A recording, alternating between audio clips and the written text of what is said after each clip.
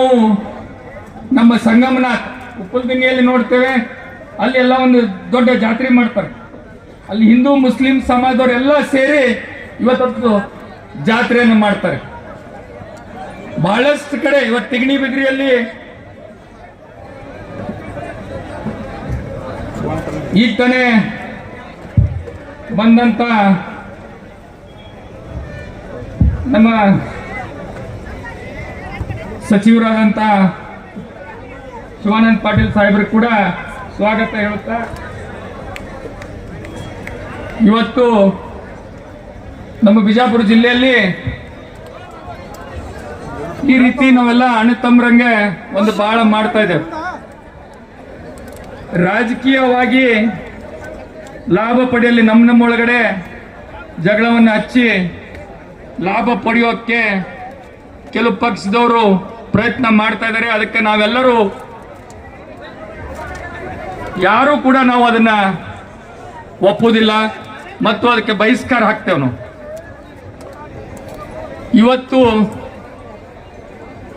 ಇನ್ನೊಂದು ಮಾತನ್ನು ಹೇಳ್ತೇವೆ, ನಾವು ಸಬ್ಕಾ ಮಾಲೀಕ್ ಏಕ್ ಹೈ. ಇವತ್ತು ಎಲ್ಲ ದೇವರು ಒಂದೇ.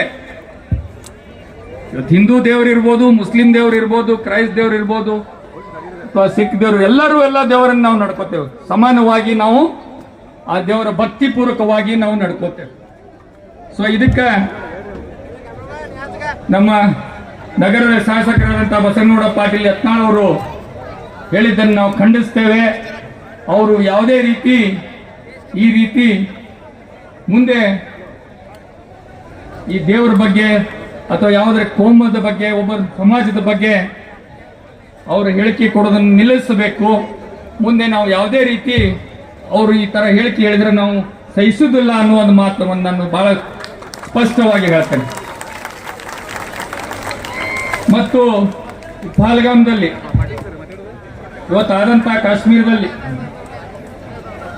ಸುಮಾರು 26 ಅಮಾಯಕರನ್ನ ಇವತ್ತೇನು ಈ ಉಗ್ರಗಾಮಿಗಳು ಹತ್ಯೆಯನ್ನು ಮಾಡಿದ್ದಾರೆ, ಅದನ್ನು ಕೂಡ ನಾವು ಖಂಡಿಸ್ತೇವೆ.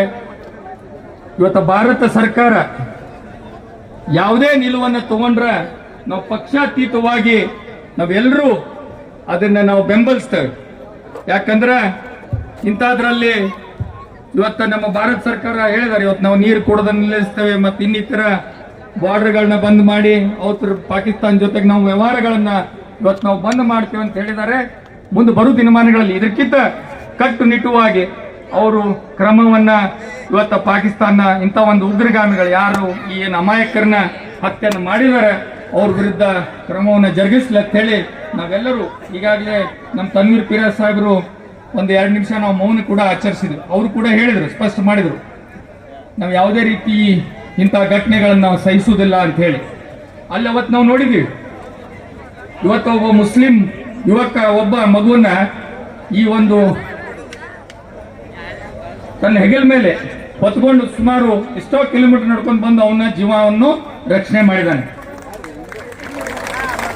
ಅದಷ್ಟೇ ಅಲ್ಲ, ಇನ್ನೊಬ್ರು ಇವತ್ತು ಹಂಗ ಅವ್ರೇನು ಫೈರಿಂಗ್ ಮಾಡೋ ಹೊತ್ತಿನಲ್ಲಿ ಹೋಗಿ ಇನ್ನೊಬ್ಬ ಮುಸ್ಲಿಂ ಯುವಕ ಆ ಗನ್ನನ್ನು ಕಸ್ಕೊಳ್ಳಿಕ್ಕೆ ಪ್ರಯತ್ನ ಮಾಡಿ ಅವನು ಕೂಡ ಇವತ್ತು ತನ್ನ ಜೀವವನ್ನು, ತನ್ನ ಪ್ರಾಣವನ್ನು ಕಳ್ಕೊಂಡಿದ್ದಾನೆ, ಸೈಯದ್ ಹುಸೇನ್. ಅದರಲ್ಲಿ ಇವತ್ತು ನಾವು ಟಿವಿಯಲ್ಲಿ ನೋಡ್ತಾ ಇದೀವಿ, ಪಾಪ ಕಾಶ್ಮೀರದಲ್ಲಿ ಯಾವ ರೀತಿ ಅವ್ರು ಇದನ್ನ ವಿರುದ್ಧವನ್ನು ಮಾಡ್ತಾ ಇದ್ದಾರೆ, ಯಾವ ರೀತಿ ಖಂಡನೆಯನ್ನು ಮಾಡ್ತಾ ಇದ್ದಾರೆ ಅಂತೇಳಿ. ಇದೊಂದು